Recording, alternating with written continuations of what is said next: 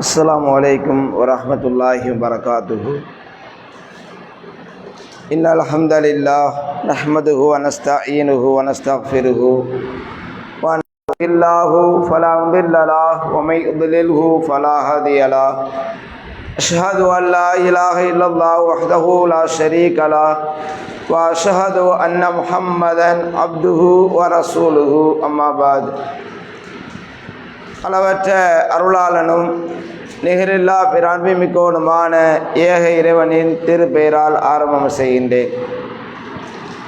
அன்புக்குரிய அல்லாஹுவின் நல்லடியார்களே, ரமலான் மாதம் முழுவதும் லொஹர் தொழுகைக்கு பிறகு பல்வேறு தலைப்புகளில் மார்க்க அறிவுரைகளை நாம் அறிந்து கொள்ள இருக்கின்றோம்.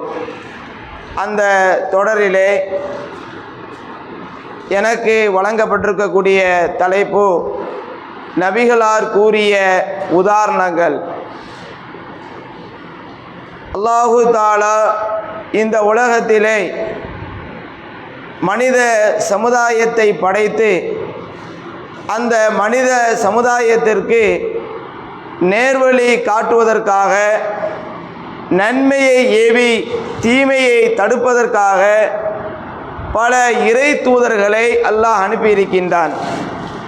அவன் அனுப்பியிருக்கக்கூடிய தூதர்களில் இறுதியாக இறைவனால் அனுப்பப்பட்ட இறை தூதர்தான் நபி முஹம்மது ஸல்லல்லாஹு அலைஹி வஸல்லம் அவர்கள். முஹம்மது நபி ஸல்லல்லாஹு அலைஹி வஸல்லம் அவர்களை பொறுத்தவரை அவர்களுடைய வாழ்வையும் அவர்களுடைய வார்த்தையையும் நமக்கு வாழ்வியல் நெறியாக அல்லாஹ் ஆக்கியிருக்கின்றான். அவர்களுடைய வாழ்க்கையிலிருந்தும் அவர்கள் பேசிய, அவர்கள் சொன்ன அந்த வார்த்தைகளிலிருந்தும் நாம் செயல்படுத்த வேண்டிய மார்க்க சட்டங்களும் நாம் படிப்பினை பெற வேண்டிய பல்வேறு அறிவுரைகளும் அமைந்திருக்கின்றது. அந்த அடிப்படையிலே நபிகள் நாயகம் ஸல்லல்லாஹு அலைஹி வஸல்லம் அவர்களுடைய வாழ்க்கையும் சரி, அவர்கள் நமக்கு அறிவுரையாக மார்க்க கட்டளையாக சொன்ன வார்த்தைகளாக இருந்தாலும் சரி, அதை நாம் பல்வேறு தலைப்புகளாக பார்க்கலாம். நபிகளார் எச்சரிக்கையோடு பல செய்திகளை சொல்லியிருக்கிறாங்க. அது நபிகளார் என்னென்ன விஷயத்தையெல்லாம் எச்சரிக்கையாக செய்திருக்கிறார்கள் என்பதை நாம் ஒரு தொகுப்பாக பார்க்கலாம். அதுபோன்று நபிகளார் கோபமாக சில காரியங்களில் இருந்திருக்கின்றார்கள். அல்லாஹ்வுடைய தூதரை பொறுத்தவரை தன்னுடைய காரியத்திற்காக நபிகளார் எதிலையும் கோபப்பட்டது கிடையாது. ஆனால் மார்க்கத்திலே சில காரியங்களுக்காக அல்லாஹ்வுடைய தூதர் கோபப்பட்டிருக்கின்றார்கள். அப்படி நபிகளார் எந்தெந்த விஷயத்திற்கெல்லாம் கோபத்தோடு நடந்திருக்கின்றார்கள், கோபத்தை வெளிப்படுத்தி இருக்கின்றார்கள் என்பதை நாம் ஒரு தொகுப்பாகவே பார்க்கலாம். அதுபோன்று நபிகளார் எப்பொழுதுமே தன்னுடைய களவாய் பொருட்கள் தெரியக்கூடிய அளவுக்கு சிரித்தது கிடையாது. சில நேரங்களில் தான் அல்லாஹ்வுடைய தூதர் தன்னுடைய களவாய் பொருட்கள் தெரியக்கூடிய அளவுக்கு சிரித்திருக்கின்றார்கள். அப்படி நபிகள் நாயகம் ஸல்லல்லாஹு அலைஹி வஸல்லம் அவர்கள் எந்தெந்த காரியத்திற்கெல்லாம் தன்னுடைய கடவாய் பொருட்கள் தெரியக்கூடிய அளவுக்கு சிரித்திருக்கின்றார்கள் என்பதையும் நாம் ஒரு தொகுப்பாகவே இந்தந்த காரியத்திற்கெல்லாம் அல்லாஹ்வுடைய தூதர் தன்னுடைய கடவாய் பொருட்கள் தெரியக்கூடிய அளவுக்கு சிரித்திருக்கின்றார்கள். அந்த சஹாபாக்களே ரசூலுல்லாஹ்வுடைய முகத்தை பார்த்து இந்த செய்தியை ரசூலுல்லாஹ் சொல்லி முடிக்கின்ற பொழுது நபிகளார் தன்னுடைய கடவாய் பொருட்கள் தெரியக்கூடிய அளவுக்கு சிரித்திருக்கின்றார்கள் என்று அதையும் நாம் ஒரு தொகுப்பாகவே பார்க்கலாம். இப்படி நபிகளாருடைய வாழ்வையும் வார்த்தையையும் தனித்தனி தலைப்புகளாக நபிகளார் எப்படி எல்லாம் எதுக்கெல்லாம் கோபப்பட்டிருக்கிறார்கள், நபிகளார் என்னென்ன காரியத்தை எல்லாம் எச்சரிக்கையோடு சொல்லியிருக்கிறார்கள், நபிகளார் எதற்கெல்லாம் சிரித்திருக்கின்றார்கள், இப்படி நாம் தனித்தனி தலைப்பாக பார்க்கலாம். அதுபோன்று நபிகள் நாயகம் ஸல்லல்லாஹு அலைஹி வஸல்லம் அவர்கள் மார்க்கத்தினுடைய கட்டளைகளையும் நாம் படிப்பினை பெற வேண்டிய பல்வேறு செய்திகளையும் உதாரணங்களின் மூலமாக அல்லாஹ்வுடைய தூதர் சொல்லியிருக்கின்றார்கள். சில ஓமைகளை காட்டி, உதாரணங்களை காட்டி நபிகளார் நமக்கு அறிவுரைகளை வழங்கியிருக்கின்றார்கள். பொதுவாக ஒரு செய்தியை சாதாரணமாக சொல்வதற்கும் உதாரணங்களை எடுத்து காட்டி ஓமைகளை எடுத்துக்காட்டி சொல்வதற்கு வித்தியாசம் இருக்கிறது. சாதாரணமாக சொன்னால் எல்லாருக்கும் புரியாது. நல்ல அறிவுல தீர்க்கமாக இருக்கக்கூடியவர்களுக்கு அல்லாஹு தஆலா யாருக்கு விளக்க சக்தி அதிகமாக கொடுத்துருக்கிறானோ அவங்களுக்கு சாதாரணமாக சொன்னாலே புரிஞ்சுக்கிடுவாங்க. ஆனால் சில பேருக்கு உதாரணங்களை சொல்லும் பொழுதுதான் அதனுடைய தாக்கத்தை, அதனுடைய யதார்த்தத்தை நன்காக விளங்கிக் கொள்வார்கள். அப்போ அந்த அடிப்படையில் நபிகள் நாயகம் ஸல்லல்லாஹு அலைஹி வஸல்லம் அவர்கள் சில உதாரணங்களை மார்க்கத்தினுடைய சட்டங்களாகவும் அறிவுரைகளாகவும் நமக்கு வழங்கியிருக்கின்றார்கள். அந்த செய்திகளை தான் நாம் இந்த தொடரிலே இந்த ரமதான் மாதத்தில் பார்க்க இருக்கின்றோம். நம்ம அந்த அடிப்படையில் நபிகள் நாயகம் ஸல்லல்லாஹு அலைஹி வஸல்லம் அவர்கள் சொன்ன உதாரணங்களில் மிக முக்கியமான ஒரு மூமின் ஈமான் என்ற அந்த இறை நம்பிக்கையை கொண்ட ஒரு இறை நம்பிக்கையாளன் அந்த இறை நம்பிக்கை விஷயத்தில் எப்படி இருக்க வேண்டும், தான் கொண்ட ஈமானிலே அவனுடைய வாழ்வை எவ்வாறு ஆக்கிக் கொள்ள வேண்டும் என்பதற்கு நபிகள் நாயகம் ஸல்லல்லாஹு அலைஹி வஸல்லம் அவர்கள் 2 உதாரணங்களை சொல்கின்றார்கள். ஒரு மூமின் என்பவன், ஒரு இறை நம்பிக்கையாளன் என்பவன் எப்படி இருக்க வேண்டும், அவன் அந்த கொள்கை விஷயத்தில், இறை நம்பிக்கை விஷயத்தில் எப்படி செயல்பட வேண்டும் என்பதற்கு எடுத்துக்காட்டாக மிக முக்கியமான ஒரு 2 ஓமைகளை, 2 உதாரணங்களை நபிகளார் ஸல்லல்லாஹு அலைஹி வஸல்லம் அவர்கள் சொல்கின்றார்கள். அதிலே ஒரு உதாரணம் அல்லாஹ்வுடைய தூதர் சொல்கின்றார்கள், மஸலுல் முஃமினி, இறை நம்பிக்கையாளனுக்கு எடுத்துக்காட்டாகிறது, இறை நம்பிக்கையாளனுக்கு ஒரு ஓமையாகிறது. கமஸலி ஷஜரத்தின் ஹதரா, பசுமையான ஒரு மரத்தை போன்று. இறை நம்பிக்கையாளனுடைய நிலை என்பது பசுமையான ஒரு மரம். அந்த மரம் எப்படி இருக்கிறது? லா யஸ்குது வரக்குஹா, அதனுடைய இலைகள் உதிர்வது கிடையாது. பொதுவாக மரங்கள் என்றாலே மரங்கள் அந்த காற்று வீசக்கூடிய நேரத்தில், அதே போன்று வெயில் காலங்களில் அந்த இலைகள் எல்லாம் கருகக்கூடிய நேரத்தில் அது அப்படியே உதிர்ந்து கீழே விழுந்து விடும். அப்படியே என்ன செய்யாது, இலைகள் அது மரத்தில் அப்படியே இருக்காது. பொதுவாக நம்ம எல்லா மரத்தையும் பார்க்கின்றோம், மரத்தினுடைய இலைகள் காய்ந்து போகக்கூடிய நிலையில் அது உதிர்ந்து கீழே விழுந்து விடுகிறது. ஆனால் அல்லாஹ்வுடைய தூதர் சொல்கின்றார்கள், ஒரு மரம் இருக்கிறது, அந்த மரம் அதனுடைய இலைகள் என்பது உதிர்வதே கிடையாது. அந்த மரத்தினுடைய இலைகள் ஒருபோதும் உதிர்வதே கிடையாது. அதே போன்று வலா யதஹாத்து, அந்த மரத்தினுடைய இலைகள் ஒன்றோடு ஒன்று உராய்வதும் கிடையாது. அதுதான் இறை நம்பிக்கையாளனுக்கு எடுத்துக்காட்டாக உள்ள மரம். ஒரு மரம் இருக்கிறது, ஒரு பசுமையான ஒரு மரம் இருக்கிறது, அந்த மரத்தினுடைய இலைகள் என்பது உதிர்வதும் கிடையாது, அந்த இலைகள் ஒன்றோடு ஒன்று உராய்வதும் கிடையாது. அதுதான் ஒரு இறை நம்பிக்கையாளனுக்கு எடுத்துக்காட்டு என்று நபிகள் நாயகம் ஸல்லல்லாஹு அலைஹி வஸல்லம் அவர்கள் சொல்கின்றார்கள். அப்படி சொன்னவன சஹாபாக்கள் அது எந்த மரமாக இருக்கும் என்று அவர்களுடைய சிந்தனை பல்வேறு திசையை நோக்கி செல்கிறது. அந்த மரமாக இருக்குமா, இந்த மரமாக இருக்குமா என்று பல்வேறு கோணத்தில் உங்களுடைய சிந்தனை போகிறது. அப்படி போகக்கூடிய நேரத்தில் இந்த செய்தியை இப்னு உமர் அவங்க அறிவிக்கிறாங்க. உமர் அவங்களுடைய மகனார் அப்துல்லா இப்னு உமர் அவங்க இந்த செய்தியை அறிவிக்கிறாங்க. அவங்க சொல்றாங்க, அவங்க சின்ன பிள்ளை, இந்த செய்தியை ரசூலுல்லாஹ்வுடைய வாயிலிருந்து கேட்கக்கூடிய நேரத்தில் இந்த அப்துல்லா இப்னு உமர் அவங்க ஒரு 13, 14, 12 வயசுக்குள்ளவர். அதுவரை அவங்க பெரிய பிள்ளை கிடையாது, சின்ன பிள்ளையா இருக்கிறாங்க. அப்போ அந்த நேரத்தில் தான் இந்த செய்தியை அவங்க கேட்குறாங்க. அப்போ சஹாபாக்கள், மூத்த நபி தோழருடைய சிந்தனைகள் எல்லாம் பல்வேறு கோணங்களில் அது எந்த மரமாக இருக்கும் என்று பல்வேறு சிந்தனையை நோக்கி செல்கிறது. அப்போ இப்னு உமர் அவங்க சொல்கிறாங்க, எனக்கு அந்த மரம் என்ன என்று எனக்கு சிந்தனையில் வந்துச்சு.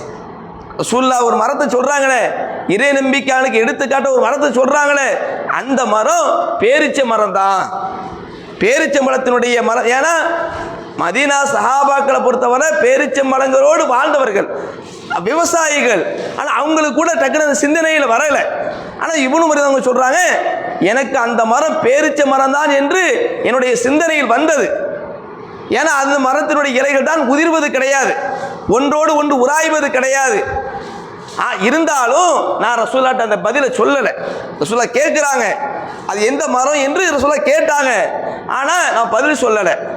ஏன்னா மூத்த சஹாபாக்கெல்லாம் இருக்கும்போது, வயதில் மூத்தவங்க இருக்கும் பொழுது நான் எப்படி பேசுறது, நான் சின்ன பிள்ளையா இருக்கிறேன், அதனால நான் அந்த பதிலை சொல்லலை. ஆனால் ரசூல் ஸல்லல்லாஹு அலைஹி வஸல்லம் அந்த கேள்வியை கேட்டுட்டு அல்லாஹ்வுடைய தூதரை சொல்றாங்க, அது பேரிச்ச மரம் தான் என்று நபி அவங்க சொல்லி காட்டுறாங்க. அப்போ இந்த உதாரணத்தில் நமக்கு என்ன பாடம் இருக்கிறது, என்ன படிப்பினை இருக்கிறது என்பதை நம்ம தெரிந்து கொள்ள வேண்டும். இப்போ அல்லாஹ் தஆலா நமக்கு இந்த ஈமான் என்பதை நமக்கு பாக்கியமாக அல்லாஹ் வழங்கி இருக்கின்றான். இப்போ நாம் இந்த அகில உலகத்தையும் படைத்து பரிபாலிக்கக்கூடிய இறைவன் அல்லாஹ் ஒருவன் தான் என்பதை நாம் நம்பிக்கை கொண்டிருக்கின்றோம். அதே போன்று வானவர்களை நம்பிக்கை கொண்டிருக்கின்றோம், தூதர்களை நம்பிக்கை கொண்டிருக்கின்றோம், மறுமை நாளை நம்பிக்கை கொண்டிருக்கின்றோம். இந்த நம்பிக்கை என்பது நமக்கு அதை நம்பிக்கை கொண்டு அதை முறையாக விளங்கி நடக்கக்கூடியவர்களாக இருக்கின்றோம். இது இறைவன் நமக்கு வழங்கிய பாக்கியம், மிகப்பெரிய ஒரு பாக்கியம். ஏனென்றால் உலகத்தில் எவ்வளவு பெரிய செல்வங்களை ஒருவன் பெற்றிருந்தாலும், எவ்வளவு பெரிய அருள்கொடைகளை பெற்றிருந்தாலும், அந்த அருள்கொடைகளோடு இந்த ஈமான் என்ற அருள்கொடை ஒப்பிடும் பொழுது அது ஒன்றுமே இல்லை. காரணம், நாளை மறுமை வாழ்க்கை என்பது நிலையான வாழ்க்கை, நிரந்தரமான வாழ்க்கை, அழிவில்லாத வாழ்க்கை.